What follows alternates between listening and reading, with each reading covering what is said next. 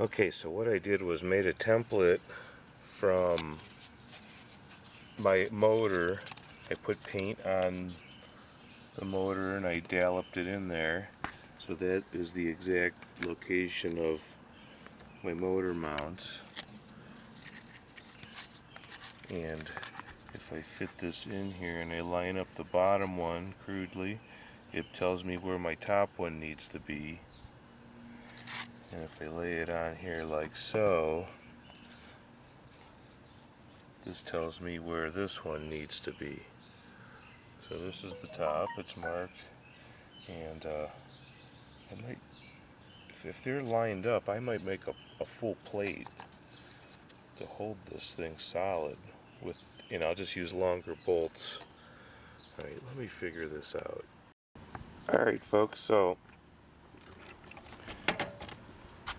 after cleaning off these, I made templates to fit over these, and I transferred those marks onto this piece of steel that is actually about a 1/8 inch, 1/16 to an 1/8 inch thicker than that frame, which is better for me. And I am going to cut this out and prepare these to fit them on. So let's get started cutting these.